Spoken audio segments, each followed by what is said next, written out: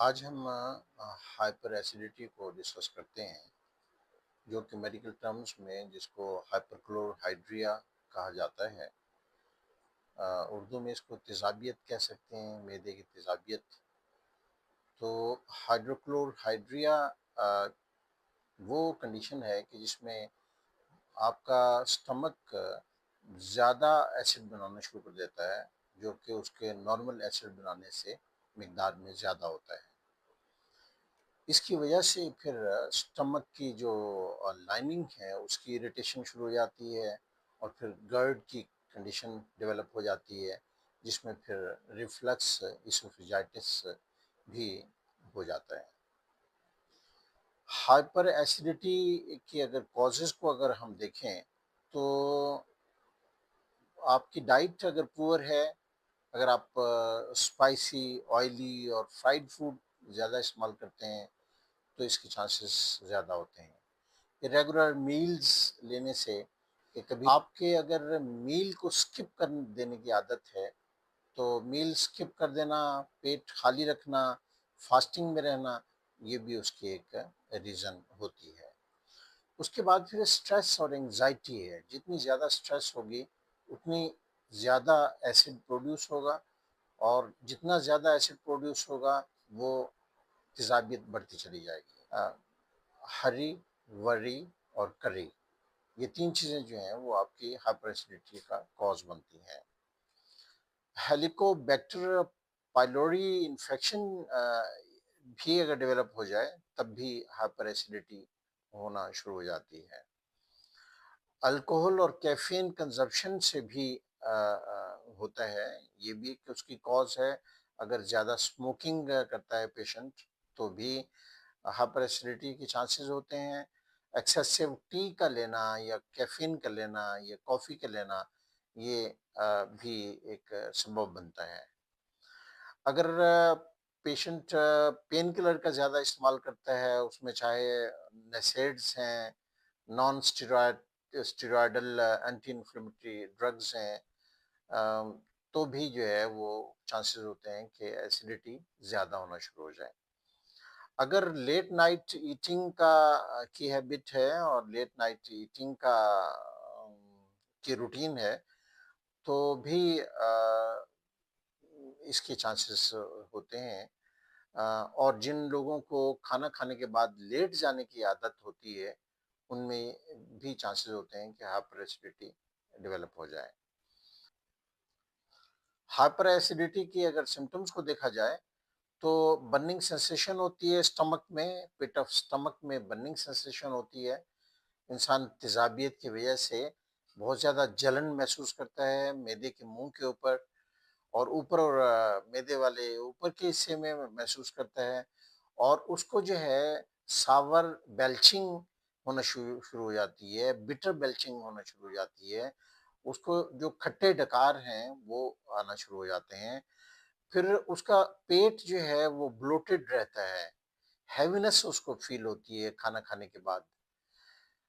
उसको नाज़िया की कंडीशन भी होती है, उसको वोमिटिंग भी हो सकती है, और भूख की कमी होना शुरू हो जाती है। उसे एनोरेक्सिया की कंडीशन डेवलप हो जाती है।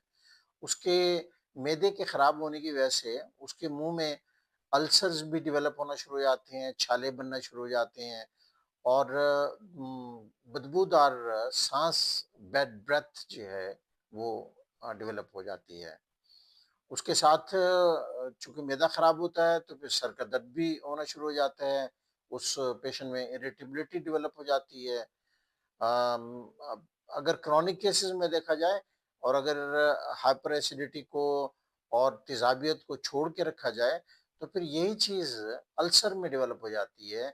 पेशेंट का वेट जो है वो लूज होना शुरू हो जाता है, और फिर उसको ब्लीडिंग भी हो सकती है, बाज़ औक़ात वोमिटिंग होती है, बाज़ औक़ात स्टूल के साथ ब्लीडिंग शुरू हो जाती है।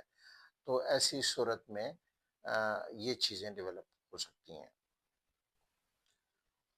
हाइपर एसिडिटी के लिए जो होम्योपैथिक मेडिसिन्स यूज़ की जाती हैं, जो कि बहुत ही इफ़ेक्टिव होती हैं, और ऐसी कंडीशन को बहुत जल्दी कंट्रोल कर लेती हैं, अगर अर्ली स्टेज के ऊपर पेशेंट होम्योपैथिक मेडिसिन्स इस्तेमाल करना शुरू कर दे।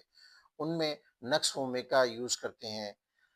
ये ओवर ईटिंग के बाद, स्पाइसी फूड लेने के बाद, अल्कोहल या स्ट्रेस की वजह से अगर पेशेंट जो है वो सेडेंटरी लाइफ गुजार रहा हो, वो बहुत ही आरामदेह ज़िंदगी और आसाइश की ज़िंदगी गुजारना पसंद करता हो, तो नक्स भूमिका को यूज़ करवाते हैं। और मॉर्निंग में और खाने के बाद अगर सिम्पटम्स जो है वो ज़्यादा ख़राब हो जाती हों, एग्रीवेट हो जाती हों, तो नक्स भूमिका को यूज़ करवाते हैं। रुबाइनिया सिडिकेशिया यूज़ करवाते हैं। ये सीवियर एसिडिटी की मेडिसिन है और इसमें सावर वोमिटिंग होती है और हार्ट बर्न होता है। और इसके साथ बेल्चिंग होती है और बर्निंग होती है। डकार लेता है पेशेंट और सीधा बैठ जाने से अपराइट सिटिंग के साथ वो बेहतर फ़ील करता है।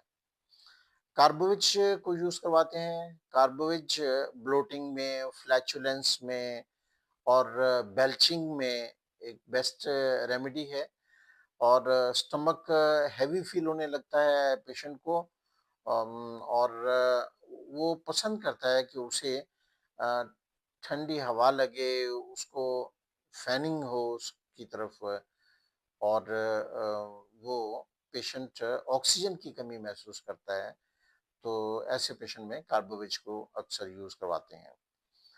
आयरस वर्सिकुलर है, ये एसिडिटी की मेडिसिन है जिसमें अम, मुँह से लेके और एनल ओपनिंग तक जो है वो पेशेंट बर्निंग फ़ील कर रहा होता है और एसिड रिफ्लक्स होता है उसे, ख़ास तौर पे रात को एसिड रिफ्लक्स होता है और सावर और बिटर वोमिटिंग होती है। ऐसे पेशेंट को हम आयरस यूज़ करवाते हैं। लाइकोपोडियम एक अच्छी मेडिसिन है कि जो ऐसे पेशेंट्स को जिनमें ब्लोटिंग हो, गैस हो और ख़ास तौर पे आफ्टर मील गैस बन जाती हो और पेट फूल जाता हो, ऐसे सूरत में लाइकोपोडियम यूज़ करवाते हैं। और अगर पेशेंट 4 बजे से 8 बजे तक इवनिंग में अगर बहुत ज़्यादा डिस्कम्फर्ट में हो, एग्रीवेटेड फ़ील कर रहा हो, तो ऐसी सूरत में लाइकोपोडियम को चूज़ किया जाता है। इसके अलावा नेट्रम फॉस है। नेट्रम फॉस टिश्यू सॉल्ट है और एसिड की न्यूट्रलाइज़ेशन के लिए इसको यूज़ किया जाता है। अगर टंग आपकी येलो कोटेड टंग हो, तो नेट्रम फॉस को यूज़ करते हैं। उसके साथ बेल्चिंग भी हो रही हो, अब बच्चों में और प्रेगनेंसी में इसको दे सकते हैं, यूज़ करवा सकते हैं और इस कंडीशन में जो एसिडिटी डेवलप हो जाती है, उसके लिए ये बेस्ट मेडिसिन है। पल्सटीला यूज़ करवाते हैं एसिडिटी में। अगर रिच फूड और आइसक्रीम लेने के बाद एसिडिटी बढ़ गई हो और सिम्पटम्स जो हैं वो एक जगह से दूसरी जगह शिफ्ट हो रही हों और पेशेंट जो है वो थर्स्टलेस हो लेकिन ओपन एयर में वो बेहतर फील करता हो, तो Pulsatilla is the best medicine. Hyperacidity की कंडीशन में पेशेंट को क्या लेना चाहिए, क्या खाना चाहिए? उसको पहली बात तो ये कि अपने मील्स को, अपने खाने को कई हिस्सों में डिवाइड करके लेना चाहिए और बजाय इसके कि वो पेट भर के खाए और दिन में 1-2 दफ़ा खाए, उसको अपनी मील को 3-4 हिस्सों में डिवाइड कर लेना चाहिए और 3-4 घंटों के बाद उसको कुछ ना कुछ चीज़ ज़रूर खा लेनी चाहिए या दूध के घूँट जो है वो ले लेने चाहिए। ये उसके लिए बेहतर है। उसको नॉन सिट्रस फ्रूट लेना चाहिए। ऐसा फ्रूट जिसमें खटास ना हो, ऐसा फ्रूट जैसे कि बनाना है, मेलन है, एप्पल्स हैं, तो ये नॉन सिट्रस फ्रूट में आते हैं। वेजिटेबल्स ऐसे लेनी चाहिए जैसे बॉइल्ड वेजिटेबल्स हैं, पोटैटो हैं, पम्पकिन्स हैं, स्पिनच है, ये उसको इस्तेमाल करनी चाहिए। होल ग्रीन व्हीट जो है वो उसके लिए बेहतरीन है कि वो ओटमील ले या ब्राउन राइस ले या होल व्हीट ले, तो होल ग्रेन व्हीट जो है और या होल ग्रेन फूड जो है उसके लिए फ़ायदेमंद है।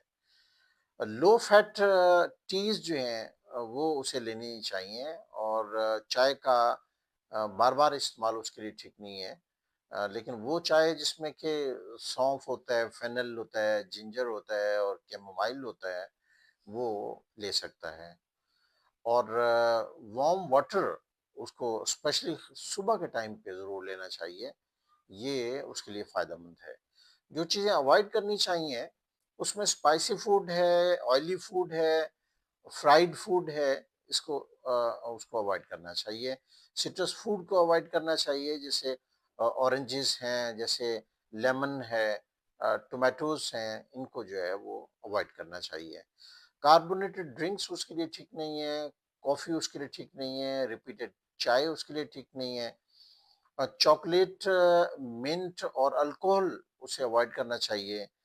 ओनियंस और गार्लिक उसको अवॉइड करना चाहिए। लेट नाइट खुराक लेना और इस हैबिट को तर्क करना चाहिए और ओवर ईटिंग को जो है वो छोड़ देना चाहिए। स्मोकिंग बहुत ज़्यादा नुकसानदेह है हाइपर एसिडिटी के पेशेंट के लिए, तो उस स्मोकिंग को तर्क कर देना चाहिए। अगर उसका देखा जाए कि क्या लाइफ़स्टाइल होना चाहिए कि जिससे वो कम्फ़र्ट में रहे और उसको तेज़ाबियत से छुटकारा हो। तो उसे एक तो अपनी उस हैबिट को कि जिसमें वो खाना खाने के बाद लेट जाता है और वॉक नहीं करता, इसको तर्क कर देना चाहिए। स्ट्रेस को रिड्यूस करने के लिए कुछ तदाबीर करनी चाहिए, जैसे कि मेडिटेशन है, योगा है या डीप ब्रीथिंग है, इसको अडॉप्ट करना चाहिए। उसको अपने वेट को मेंटेन रखना चाहिए, वेट बढ़ने नहीं देना चाहिए और जब भी खाना खाए वो फूड को प्रॉपर्ली च्यू करे और अच्छी तरह से उसको चबा के ले, तो उसके लिए फ़ायदेमंद है। उसको हाइड्रेटेड रहना चाहिए, पानी का ज़्यादा से ज़्यादा इस्तेमाल करना चाहिए।